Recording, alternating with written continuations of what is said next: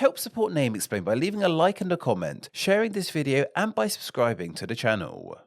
Now, I need to be honest, it has seriously never dawned on me that sign language really is its own unique language.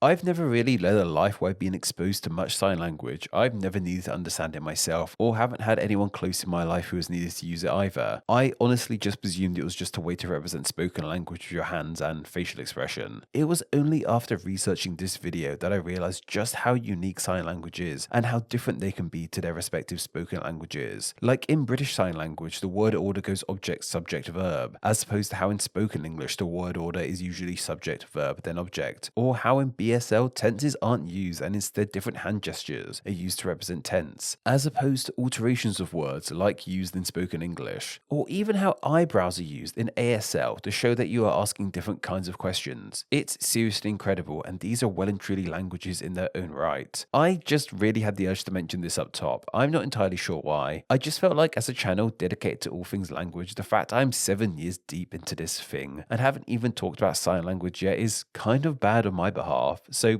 huge apologies and thank you for putting up with me.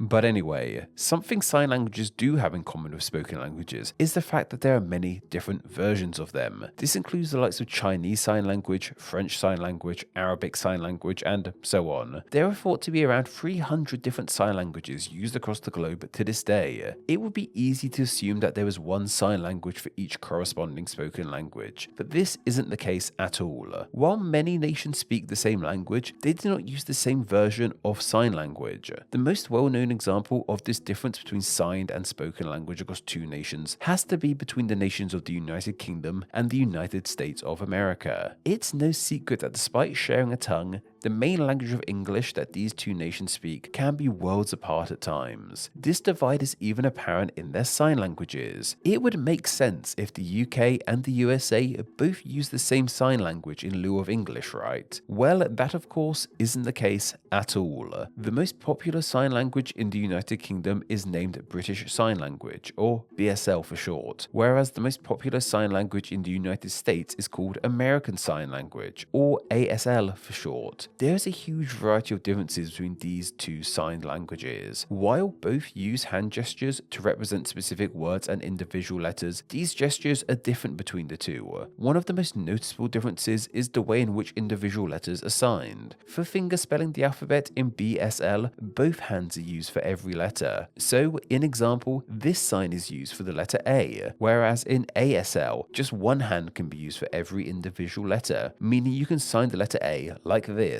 From the get-go, you can see just how huge a difference this is. If a BSL user signed the letter A to an ASL user, the ASL user will most likely have no clue what letter they are signing. This is in stark contrast to a British English speaker saying the letter A to an American English speaker, who will most likely know what letter they are talking about.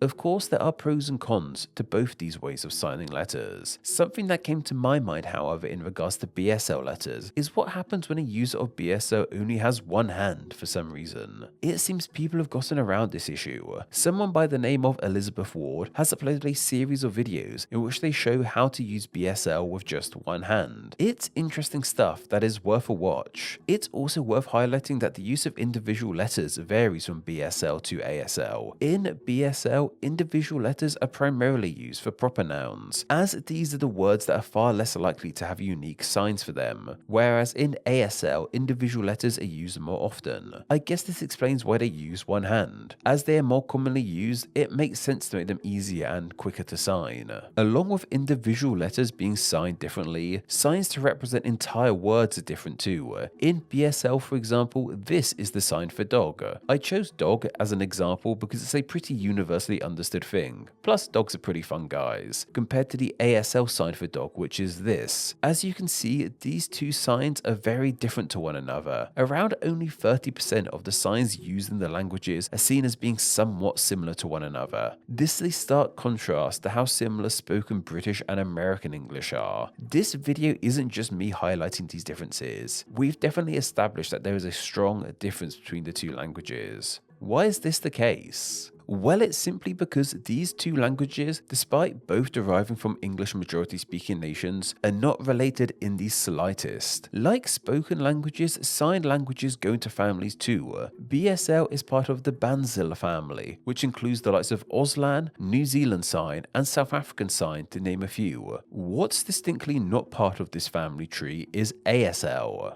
ASL is seen as part of the French Sign Language family. This also includes Dutch Sign, Italian Sign, and the now defunct Austro-Hungarian Sign. ASL has also gone on to create other sign language dialects. Bolivian Sign, Costa Rican Sign, Ghanaian Sign, and Nigerian Sign are all seen as being dialects of ASL. ASL has even spawned the dialect of BASL, meaning Black American Sign Language. This is of course used primarily in the African American community in the United States. BSL has created dialects too. The BSL in Glasgow is different to the BSL used in Cardiff, for example. This reflects the huge selection of spoken dialects in the UK too. As mentioned up top, I just find it incredible that sign languages have spawned different dialects. I honestly thought they were just things set in stone years ago, with little to no alteration or ability to play with them. To see they have the ability to change and shift with the whims of their users is absolutely amazing. I'm quite the convert, to say the least. What this all means, however, is that BSL and ASL evolved pretty independently from one another. BSL has a history which has seen it go from used to almost banned to finally being recognized. The earliest documentation of BSL we have comes from 1576. It was from a registry record in Leicester. One of the people getting married was partially deaf, so some signing was used in the service. From here on out, there is evidence of deaf people in Britain using signs to communicate with one another. It wasn't until the 19th century, however, in which BSL finally started to be recognized as its own unique language. However, this was something of a double-edged sword. While it was realized as its own thing, it was thought to not be that great. In 1880, the International Congress of Education of the Deaf declared that sign language was inferior to lip reading, known more properly as oralism. They even thought that signing should be banned completely. While it thankfully wasn't banned, it was suppressed heavily for quite some time in favor of lip reading in schools for the deaf. Thankfully, BSL was still used by pockets of deaf people. It wouldn't be until the 1970s in which the British Deaf Association was formed, and they started to recognise BSL again. In fact, it wasn't even referred to as BSL until 1975. It was in just 2003 that BSL was finally recognised as an official language of the UK by its government. This shows us that BSL is very much a homegrown thing. It didn't really have the sign languages from other parts of the world influence it. Rather, it was created in the UK and then went on to influence other sign languages like the ones used in Australia and New Zealand. These three sign languages interact with each other a tad more easily, though do have differences, like New Zealand Sign Language including Maori words not used in BSL. ASL has quite a different history from BSL, it would seem. In fact, signing in the USA predates the very notion of the USA. There's records of Native American tribes using signs to interact with other tribes who didn't speak the same language of them. Some of these signs have even influenced modern ASL. The modern ASL recorded history didn't really begin until the early 19th century. Prior to this, people in the States were using signs. There just wasn't much standardization between them all. Something worth highlighting is Martha's Vineyard Sign Language, which could really be a video unto itself one day, but was used in the area and is also seen as a predecessor to modern ASL. In 1814, however, Dr. Thomas Hopkins Gallaudet started to make progress in creating a standard ASL. His neighbor had a deaf daughter he wanted to communicate with more thoroughly, which inspired Thomas to form a better sign language. He traveled to France to study the sign language being used there. It was the sign language used in France which helped form modern ASL. This is why ASL is seen as part of the French sign language family tree.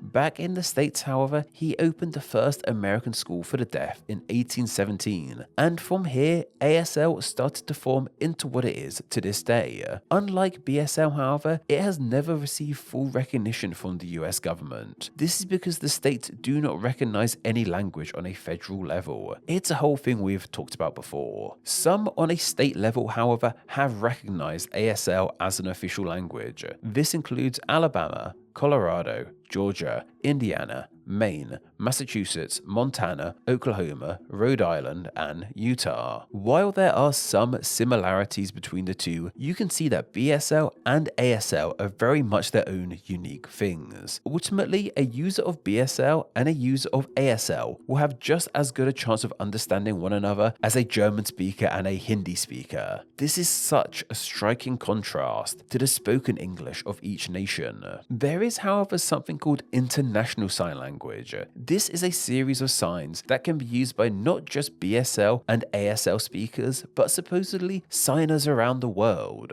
It was created with the aim of unifying sign language. But, like with spoken language, the idea of having one universal language that we all use never really took off. This video topic was suggested by Kina Cat over on my Patreon. Every Wednesday, I put up a video request post on my Patreon for my awesome patrons to leave video ideas on. I then pick one of those ideas to be turned into a video the following Wednesday. So if you have a great idea for a Name Explain video and wish to enjoy Name Explain videos ad-free as well as get exclusive content and your name at the end of these videos, then why not support the channel on Patreon? It takes just $1 a month to help the channel in a huge way and gets you these amazing benefits. Visit patreon.com/nameexplain or click the link down below.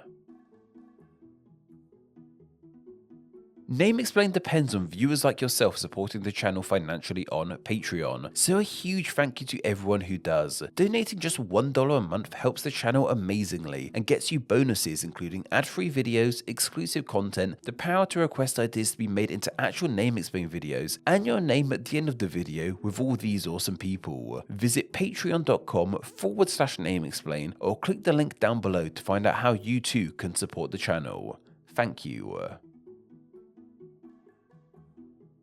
Thanks for reaching the end of the video. Why not watch another and subscribe to keep up to date on all things Name Explain. You can find myself on Instagram where I'm NameExplainYT and join the Facebook group Friends of Name Explain to talk with myself and other name nerds. All that will be linked down below. Anyway, I hope you enjoyed this video and once again, thank you all so much.